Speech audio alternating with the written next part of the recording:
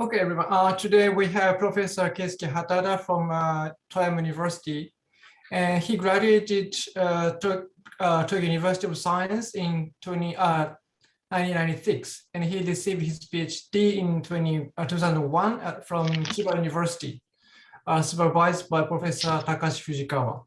Then he went to Italy, Istituto Nazionale di Fisica Nucleare, and then also he had researched at Spain, Italy, France, and some other institutes. And he came back to Japan in 2017 as an associate professor at the Department of Physics, Crop Science at Toyama University. As you know, he's very famous at the interpretation of this multiple scattering theory for the interpretation of X-ray electron spectroscopy. So could you start your talk, Professor Hatada? Yes, okay, so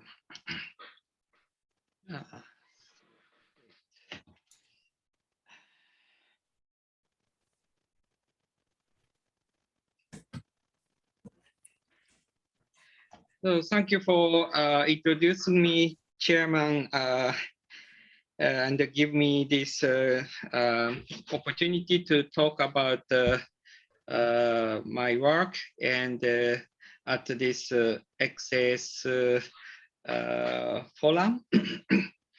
So I'm very happy to talk in front of Reno, and also I saw Paola and so on. So anyway, today I talk about this, let's say, more interpretation side of the X-ray electron spectroscopies by the framework of multiple scattering theory. So before, I think last time, Rino Natori talked more details. So here I try some more, let's say, soft way to talk about the theory. So some small introduction. So as he said, now I'm working in Toyama. So this is a group member of my group. So Nodoka, she got a PhD. So she's going to University of Camerino, Italian group, Andrea Di Cicco from November. So still we have a good connection with Italy. And Toyama is in Japan, and it's actually my hometown. So from Tokyo, just by a bus train, 2 hours. And there's a quite flat part, and there's a gulf, very deep, and then high mountain here. So in summer, swimming at beach, and winter ski. So not bad place. So and much snow. So I wait for you guys to visit us. Okay, so first I talk some let's say basic ideas for the interpretation of Peter, be quiet. Okay, so yeah, don't intrude. Okay, yeah, ciao. So, wait, it's not clear. This, wait, I got some problem. Okay. So, interpretation of X-ray absorption fine structure. So, we call it DAFs or some all the time. Nowadays, DAFs, but I call it DAFs for, let's say, wider, let's say, audiences. So here I made some simple, let's say, cartoon of atoms, some solid. So we irradiate photon, X-ray, and then get spectra, something like that with the energy by help of synchrotron radiation. And then this can be interpreted by some excitation to the molecular orbital or some virtual molecular orbitals or band structure or ligand field makes some splitting or interface by scattering. So spectra is just one, but the interpretations are many, actually, based on the background of scientists. And I claim that, I'd say, especially for higher the energy, this last interpretation of the interference by scattering helps a lot to understand.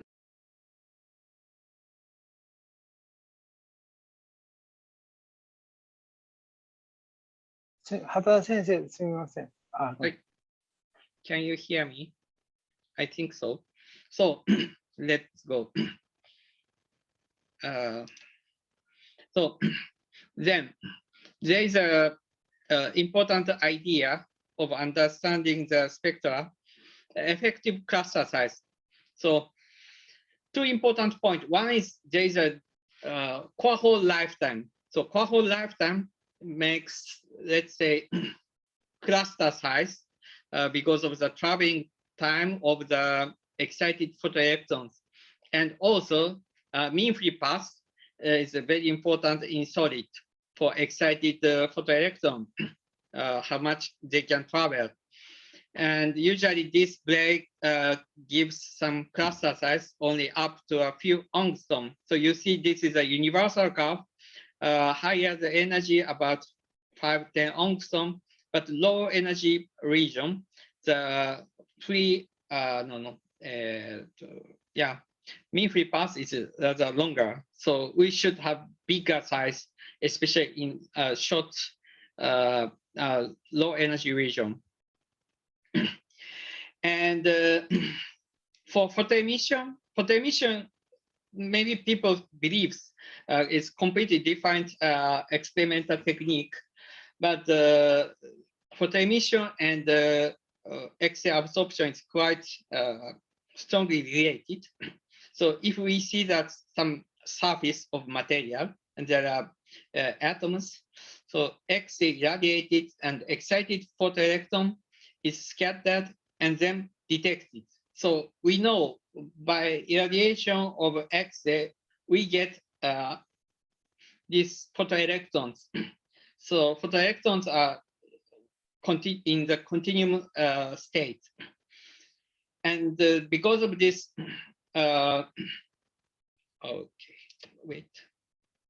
mean free path, we have some finite escape depths. So that's why always photoemission is quite surface sensitive. And also, as I said, all the photoelectrons, if we integrate to the all directions, this is equivalent to the absorption. This is a so-called optical theorem. And so coming back to the absorption. So absorption is that, so photoelectron is excited, and after that should be coming back to the same atom. And this gives cluster size about 5-10 angstrom. So in both cases, using, how to say, treating the photoelectron in the final state as a continuum state helps to understand the spectra. So this is a very old work by Maurizio Benfatto and Rino Natoli, 1986, but this is a good paper, and this figure is quite clear. So I introduce this work. So this is a X-ray absorption spectra of mangan KH for mangan oxides, so MnO4 and MnO6, so quite different structures. And the distance of mangan and oxygen are different. So if we shrink one spectra, and then we get, how to say, same periodicity for both spectra, and then you see for Zane's region, Zane's region, quite different, but the X-axis region, if we shrink, quite similar. So main difference is that in Zanet's region, so octahedral stuff has this sharp peak and then shoulder and then double structure, always something like that. Instead, this tetrahedral structure, because of the broken symmetry of inversion symmetry, we get this sharp peak here, and then makes like this. And then X-axis region is quite similar, but you see there is a, let's say, difference of the peak height. So this is due to the fact that neighboring atoms here 4 and 6. So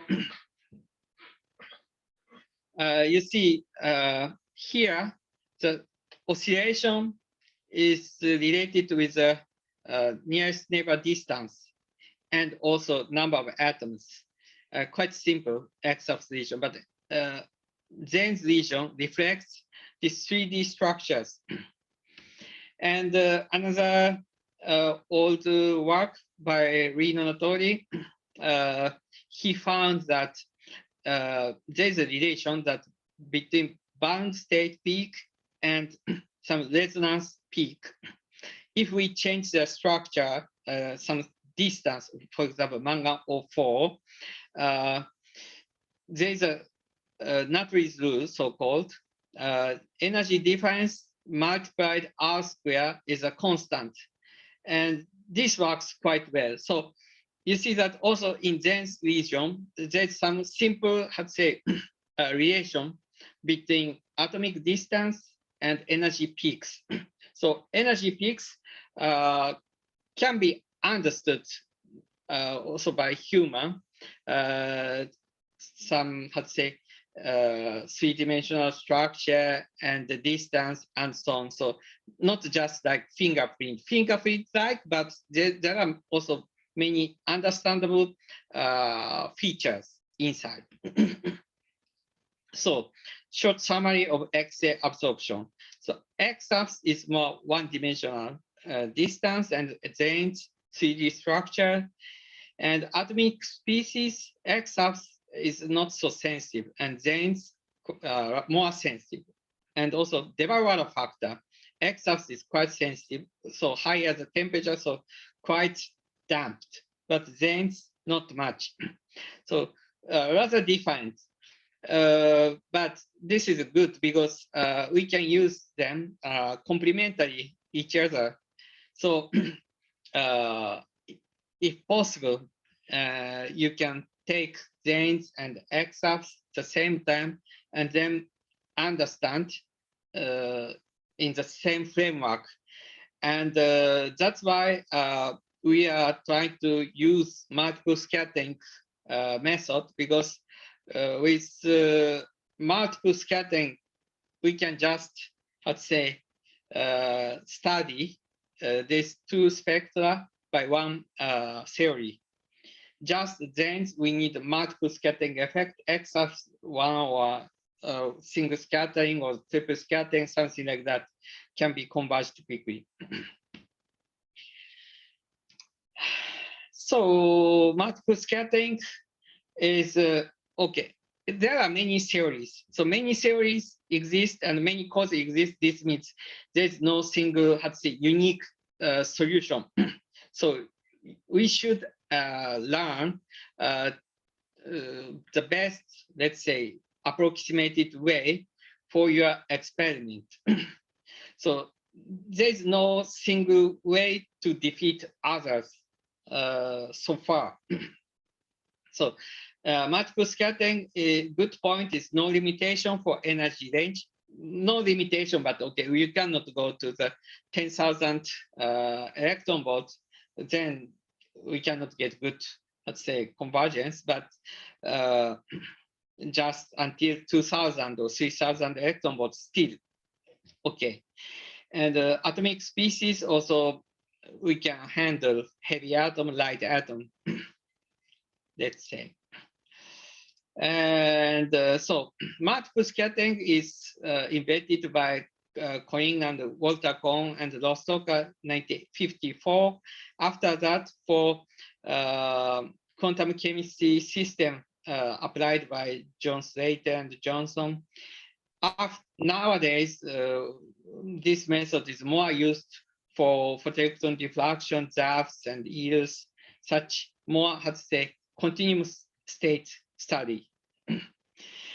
And the important idea of multiple scattering conventional way is that muff-inter approximations. Usually for practical calculation, we use muff-inter approximation. So muff-inter approximation is that we use spherical atoms for molecules or solids. So this is an image of real potential. By using muff-inter approximation, you see that potential is spherical, and then there's a constant interstitial region, common region. And this method, but quite powerful and not heavy, works quite well for, and especially even anisotropic system until 20 electron volt. Okay, more than 20 or 40 electron volt works, but less than 20 or 40 electron volt usually makes some trouble. But yeah, so muff-inter approximation. So I like again that you see potential is spherical and then constant potential inside. So also like this. And multiple scattering method makes I say us calculating this Green's function quantity. So these are site index I, J, K, L, and we need diagonal part of Green's function for X-ray absorption. So the first term is 0, but second term is something like going I to J and scattered by J and then going back to I, and the third term going to I to K and scattered and then go. This G0 is so-called KKR structure factor, gives us structure information. And T matrix is more atomic information, which tells us that how much is a potential, say, strongness. So scattering, describing scattering. So good point of Green's function, the multiple scattering method is that this Green's function is separated structure information, scattering information, potential information. And X-ray absorption cross-section is just the imaginary part of this Green's function and sandwiched by, let's say, core wave function and this dipole operator. So imaginary part of Green's function is, you know, density of states. So density of states, that's what is quite similar to the X-ray absorption. However, there are another, I'd say, factors to be integrated. So that's why not exactly the same. Details are different. These kind of things are, I think, studied by Andre Sipel and also Peter. So you can contact them to understand the details. So for X-ray absorption with muff-inter approximation, there's a code I was working before for fitting code, Emission code, developed by these people before. What is this? So what we made was that this is molecular structure and change the position randomly and calculate X-ray absorption. And comparing theoretical X-ray absorption and experimental data and makes this error, so square residue we get, and then try to make square residue smaller and minimize, and then get right structure. So we can see that what they did was some transition methods in water solution for cobalt, nickel, zinc, and the dots were experimental data, and the solid lines are theoretical data for these kind of things. So you see that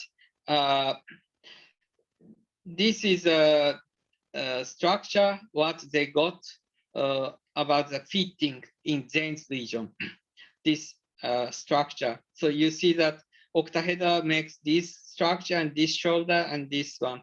Here we don't see double structures, but yeah, something like this. And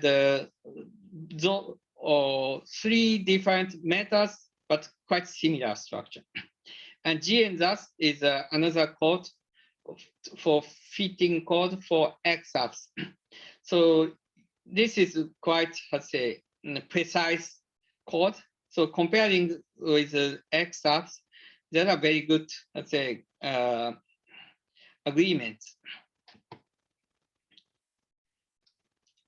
Yeah.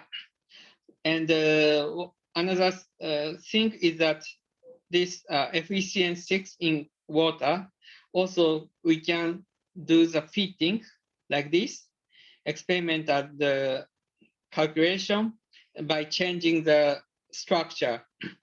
And you see that the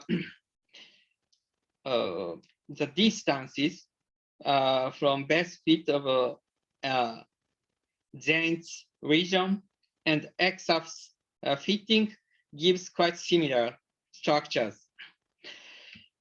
And the last, so what they did was that, so instead of CN, if we use NO, we see that best fit structure is not good enough, poor. So this means in Zen's region, we can distinguish neighboring atom is carbon or nitrogen, something like that. So for X-ups, this is quite difficult, but Zen's region, we can distinguish. And instead of CN, if we use CO, we can get this kind of fitting, much better, but still not good. And square residue is 28.78, here 8.2, so not quite good. And then bond length size is something like that. So point is that, so Zen's region is chemical sensitivity still we have more than X-ups. So yeah, so I stop a bit here to ask some questions and comments. So until now, what I showed is that some interpretations of X-ray absorption with the framework of multiple scattering in Zen's region, and Bit also talked about X-ups region. And after that, I'm going to talk about photo emission. But now I stop. So is there any question or some comments? Okay, thanks.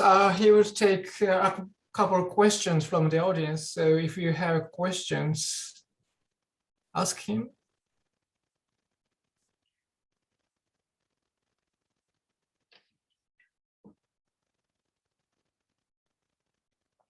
Is there any questions on depth? So he will switch the topic to the diffraction, right? Yes. Okay. So next. So so this I'd say seminar, series of seminars are for X-ray absorption. But here I talk about photoelectron diffraction bit because this gives you, I think, another let's say insight of spectroscopy. So this is a recent study done mainly by Fukiko. She got PhD last March, and also Spanish groups and Kiyoshi. And this work was published on PCCP very recently. So what here I show the result of this tracing isomerization in ethanol molecular dications via molecular flame photoelectron angular distributions simulated by multiple scattering theory. So, with long title. So, motivation of this work. So, ethanol, you know, I think many people like something in beer, you know. So this molecule was studied by Fernando and Sergio in Spanish group in Nature Communications. So what they studied was we use free electron laser or something, and then so ground state ethanol, core electron is kicked out to the photoelectron. After that, we get OJ decay. So OJ electron goes out. So this becomes 2+, lose 2 electrons. So this 2+, 1+ goes to oxygen side, 1+ goes to carbon side. And this starts repulsion, explosion, Coulomb explosion, something like that. So here, so you know, plus repulsive then goes away. So we get that dissociations. But during dissociations, here, one hydrogen goes to oxygen, or 2 hydrogens goes to oxygen. So we wanted to know whether we can see this dynamics by photoelectron diffraction. And so during this dissociation, we want to see the structure. How? So we suggest pump probe experiment using 2 color XPEL to trace the dissociation of ethanol molecule with high time resolution. So femtosecond order molecular animations. And for this tracing, we suggest to use PAMF paths, polarization averaged molecular flame angular distributions, to extract the structural information from from the spectra. So, so by this yellow one, pumping XPEL, we make this dication. So dication starts dissociating.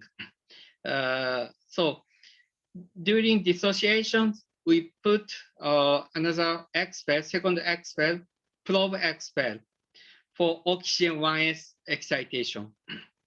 So after the excitation, again, 1 electron out and the OJ decay, so becomes ethanol 4+, and then goes to some fragmented states. So we want to study this double hydrogen migrations. And to study this, we want to use photoelectron diffraction, but photoelectron diffraction needs kind of, let's say, reference frame. And there is a new experimental technique, so-called cold rims. This cold rims gives you molecular frames. So using a molecular jet from bottom to top, and then X-ray irradiated and starts dissociation. So left blue side, there is a detector of fragmented ions. So momentums are detected. And right side is a detector of photoelectrons. So by this coincidence, we can get angular distribution of photoelectron of free molecules. So we suppose we use this and then see the hydrogen position by photoelectron diffraction. And now I'm going to talk about molecular flame photoelectron angular distributions. So sorry to use some equations, but what I show is this one is intensity of, let's say, escaped photoelectron. So this photoelectron has this K vector, means angular distribution. And then there's another one, epsilon, is a linear polarized vector of Xa. But we don't want to have many parameters.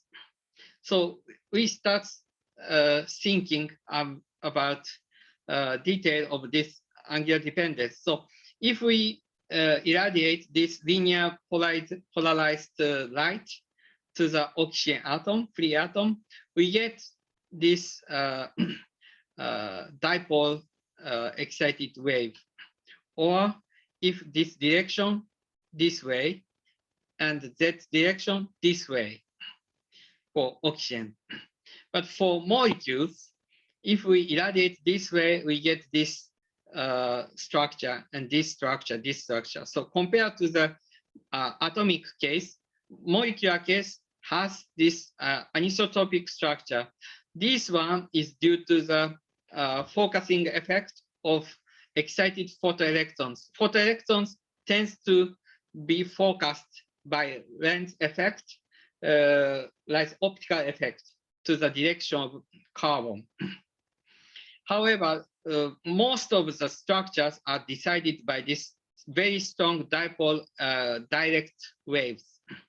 So what we suggest is that we make polarization average of this epsilon, direction of the linear polarized light. In any case, X-FEL, we cannot really, we don't want to control the linear polarized light. So by averaging this, so you see oxygen atom case, if we average this, we get just spherical light. So no structure, no anisotropy. For CO molecule case, if we make average of the linear polarized light, we get this structure. So this atomic polarization goes away, just spherical light. What we get is just structure of molecules. So photoelectron is focused in the direction of carbon neighboring atom, and here you see some wrinkles. So these are due to the something resembled as the Young's formula. So two waves are coming from oxygen and carbon and makes these fringes. So we get now most of the ingredients, but not yet. So first, we need some molecular dynamics calculation. And then for each femtosecond, we calculate this PAMF paths, angular distribution patterns. So molecular dynamics was done by these people in the paper with, these are details. And for MF path calculation, we used multiple scattering method as Zarnes calculation before, and with a Muffington approximation. So we think to see the hydrogen is quite small and weak scattered. So to see this small matter, we should go very high energy, because high energy 2500 eV of kinetic energy of photoelectrons, the lambda wavelength is just 0.25 angstrom about. So this is, you see that hydrogen. So we have 4 periods inside. So we assume that we can see the hydrogen position. So here is a spectra in 3D way. This is oxygen. This colored one is oxygen and carbon and hydrogen. So X-ray is irradiated onto the oxygen, and the photoelectron goes out from this. So you see that this direction, here carbon peak. This is close, so strong peak here. And this direction focusing appeared and then get this peak. And moreover here, we see hydrogen peak. This is very close, so we can see even hydrogen if we use this very high energy. And we see that the movie, so moving this one, and then get, you see hydrogen peaks here, here. Yeah, with the moving of the molecules. So we see that we can trace the position of the hydrogen. So migrated hydrogen is coming here. But if we use normal energy of the photoelectron 100 eV, you see that not so clear. So here we can see hydrogens, and there are many links due to the Young's type, Young's double slit type fringes. So here and here makes many fringes, but hydrogen positions are quite broad. Yeah. And okay, after leaving these molecules, we can see the hydrogen positions. But when hydrogen is migrating, we don't see clearly. But anyway, so, but for experiment, we should make statistics actually. And what we got from molecular dynamics, they calculated 1,000 trajectories of molecular dynamics of this dicationic ethanol. But what they found, this double hydrogen migrations is just about 10 trajectories, so 0.1% of probability we get hydrogen migration or double hydrogen migration. And these are the computed molecular dynamics images.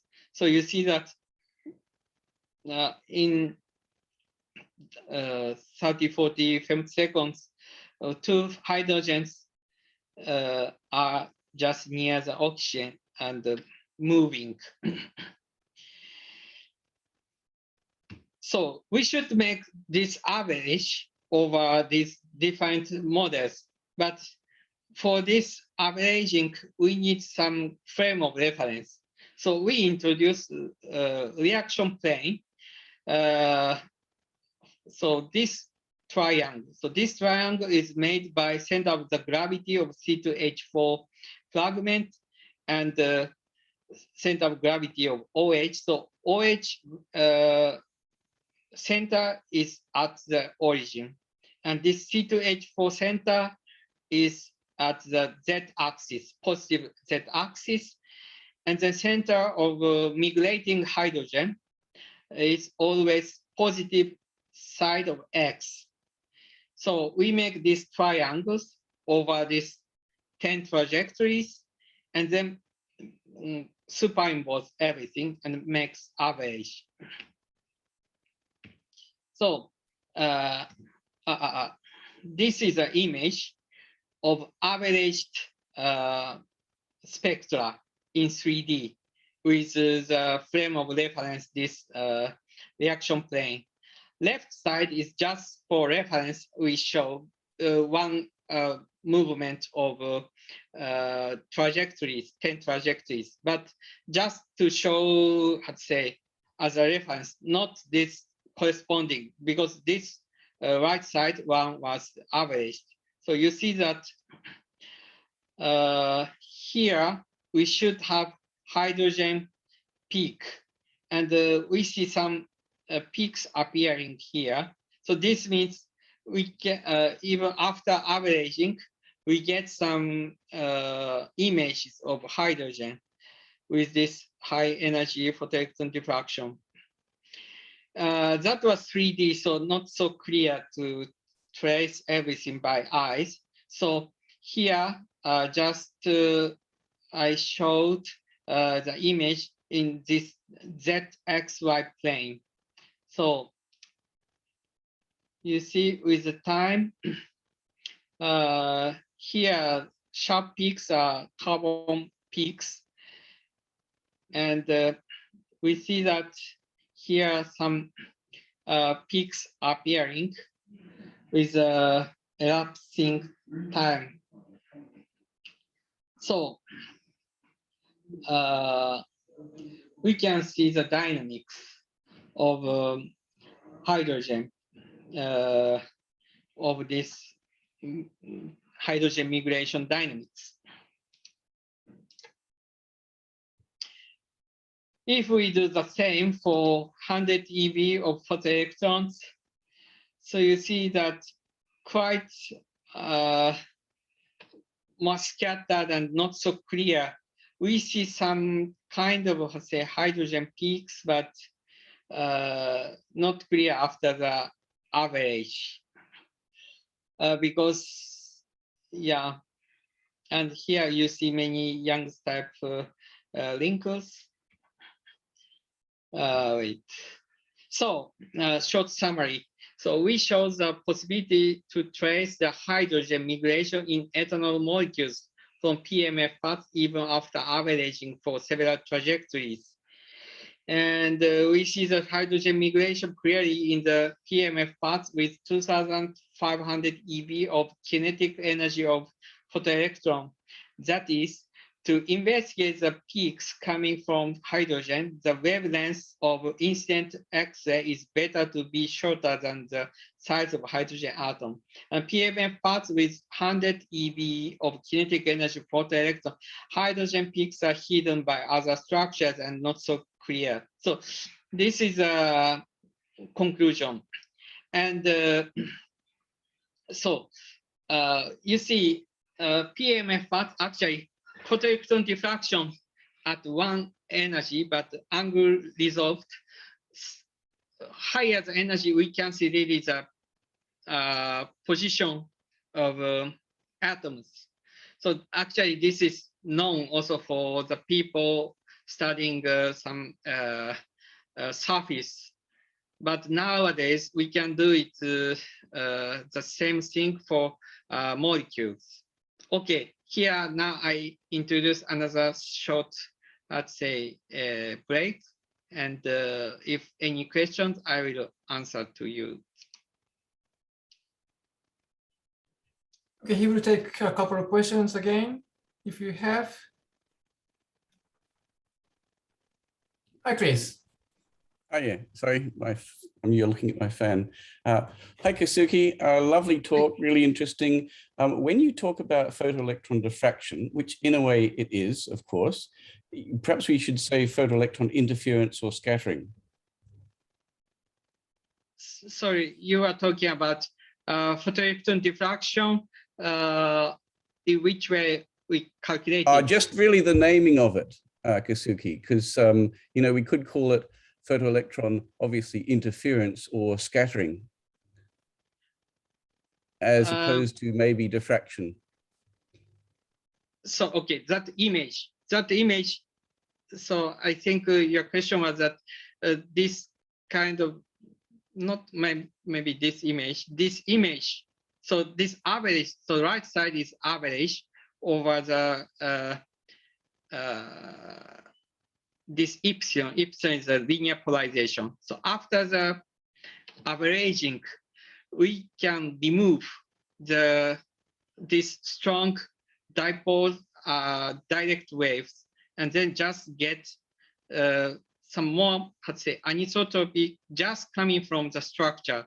This is a kind of advantages just to understand clearly by the eyes. Am I? Yeah, they're beautiful pictures. They're beautiful pictures and explanations too, Keisuke. So I was really talking about semantics, about what the actual field is. You know, what the physics inside the equations are. Okay, equations. So, no, I love equations, but I can. So here we don't introduce any, let's say, approximations. If we do just let's say average, over all directions.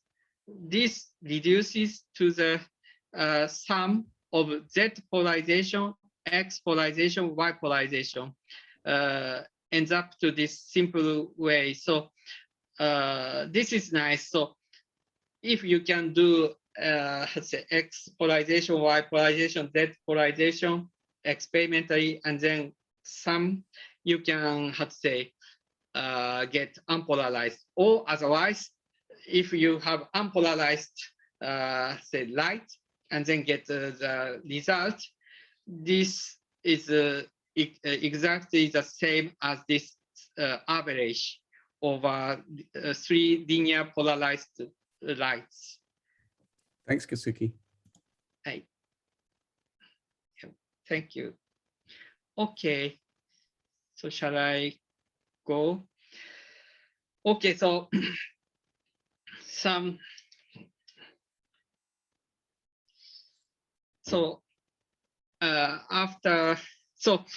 last part is just talking about this full potential multiple scattering, what I spent much time in my life with Rino Natori for many years in Frascati. So I like this paper of 1980s by Rino and Doniak. In the paper, he said he got this GCL4 Zarnes, cage Zarnes, and by Muffington calculation, so 40 years ago. And there's a discrepancy between experimental data, 2 bumps, but theory just has main peak and some shoulder. He said in the paper, he said this is due to the using Muffington approximation. So when I went to his group, okay, he said, okay, let's try this system. And so full potential calculation beyond Muffington calculation is that instead of using constant potential outside and inside spherical, we put this many cells and they try to reduce the space and also real potential. So this is a Muffington, and full potential case is potential is really real and so on. So looks a bit complicated, but I just say some image and physics. So this is Muffington calculation of molecule, and this is full potential case. So you see that there are many Voronoi. And so this is Muffington calculation, and this is full potential for GCL4. And then we get these Voronoi cells. And you see that for experiment, we had these 2 bumps for Zanes, and Muffington, just green one, but full potential, we call it non-Muffington, can make this structure quite easily. So for GCL4 diamond structure, always happens this discrepancy for KH especially.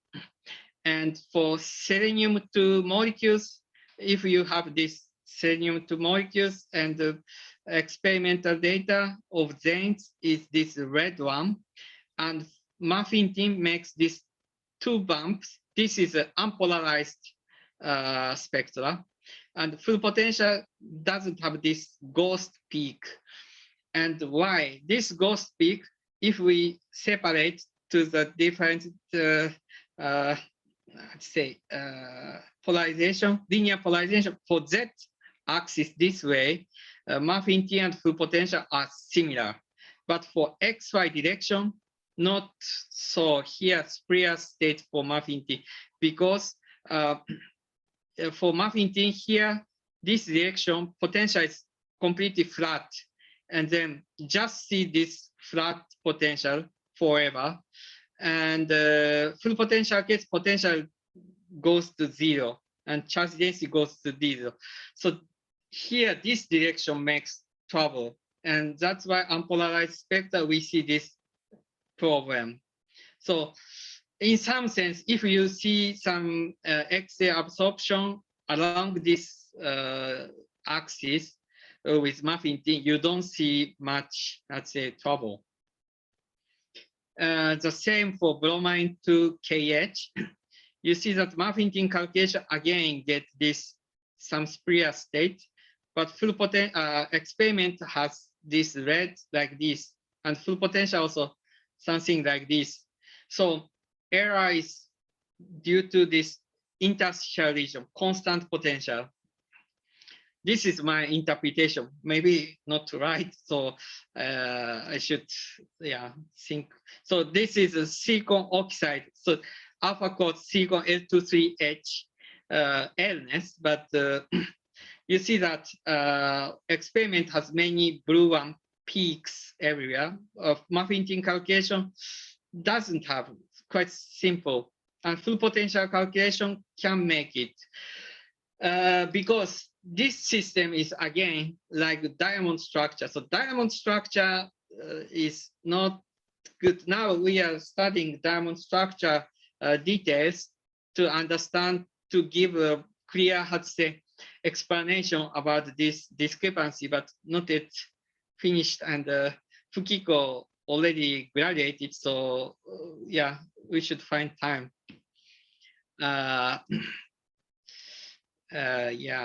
This is a bit old. Okay, so this one also another titanium oxide, titanium KH. So again, full another this red one, blue one experiment and full potential looks okay, but muffin tin makes some trouble here.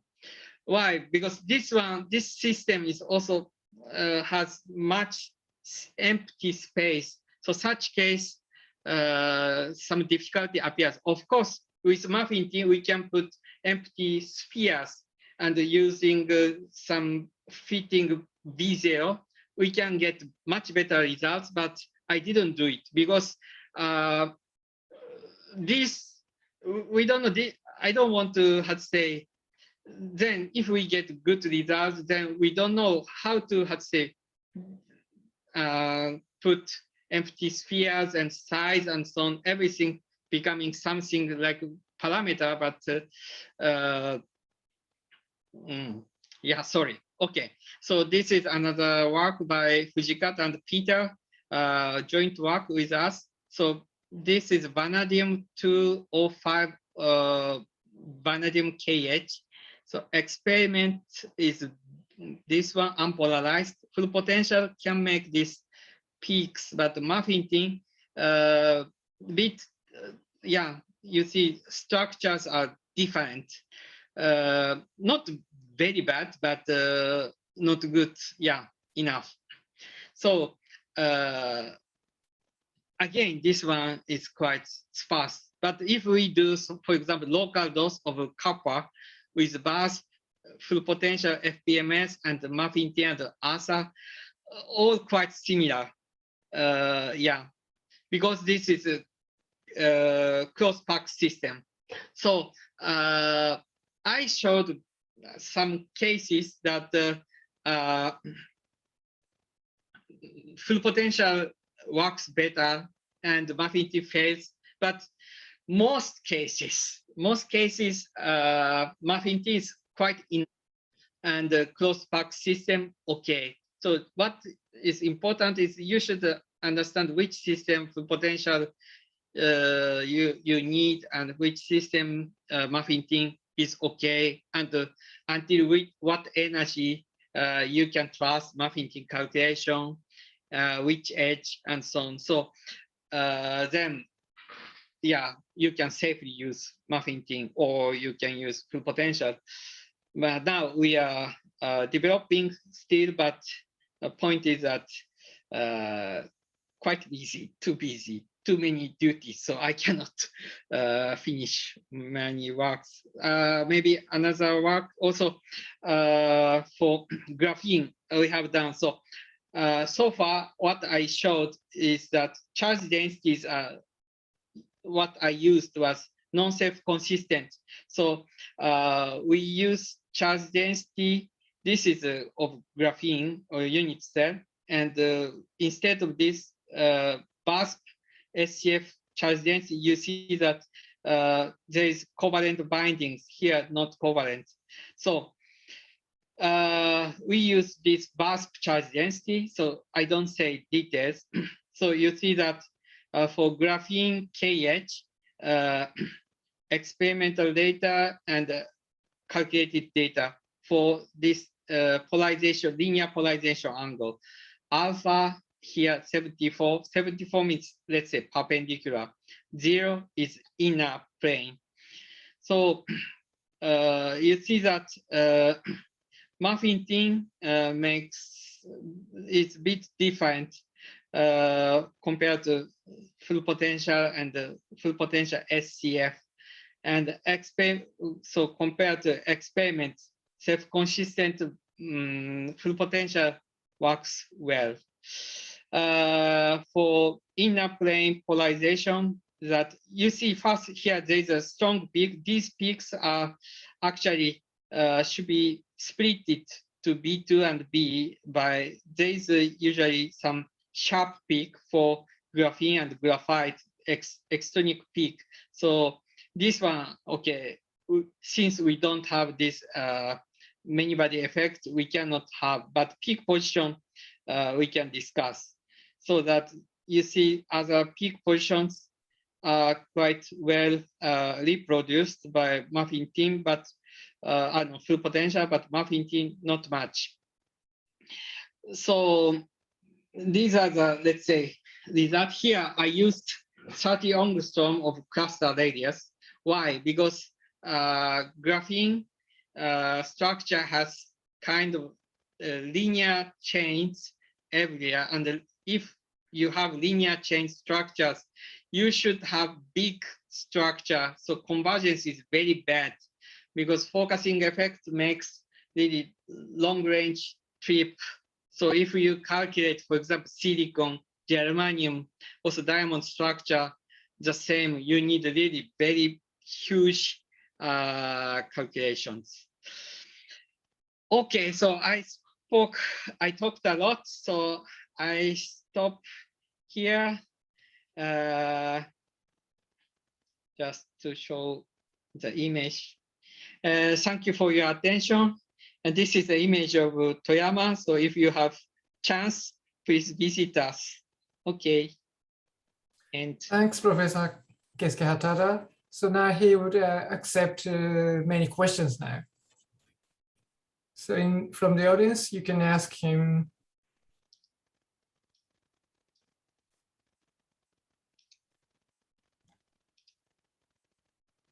Chris, yeah. Just a comment, Keisuke. Look, excellent talk. And of course, the full potential logic is very, very good, whether for your code or FDMX and so on. And it's a strong suggestion and recommendation for everybody to be looking into these effects. So I just want to say thank you. Thank you for comments. And I'm very happy to see your face, Chris, and your comments. Thanks.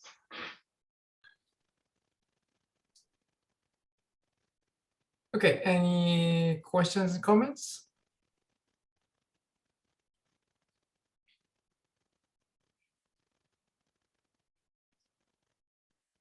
Any okay, may I ask a bit explanation on photoelectron diffraction?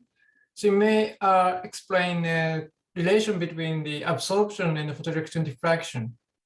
So I mean, what is a very good insight for absorption experimentalists to see the diffraction, I mean, photoelectron diffraction? I see. Yeah, good question. Actually, I don't have some slides, but so this is a equation of intensity of photoelectron diffraction. So K is the direction of the photoelectrons. So if we do this integration of this intensity, this, okay, theoretically, this goes to the really reduced to the absorption. Actually, people does total yield experiment when they cannot get absorption just by Lambert-Bell law, Bell-Lambert, because we know, let's say, kind of, let's say, equivalence or correspondence, or that if photon is absorbed, photoelectron should be out. Simple ideas, but theoretically also this is valid, especially if the potential is real. Yeah, but maybe for experimentally could be some difficulty to do all the integration average, but still, how to say, in some sense, you should be, how to say, very, how to say, careful, especially about the neighboring atom. As I showed, photoelectron tends to go mostly to the direction of the neighboring atom. So here you should really count the number of photoelectrons. This is serious. So if here and also maybe backscattering direction, yes, then you can almost count all the escaped electrons. But it's yeah, sometimes you might have some difficult directions, but here and here are quite important. And also, if you see always here, because of the how to say that one, this guy, direct wave, interference with a direct wave, we have here some kind of node, so becomes zero intensity. So 90 degrees, you don't need to be very, how to say, serious for counting, but always direction of neighboring atom side, you should seriously, how to say, detect all the escaped photoelectrons. But I'm not so experimentalist, so I don't know any real difficulties, but this is what I can say. Okay, thanks. Any other questions and comments? Maybe not. If not, thanks for your talk, Professor Keisuke Hatada.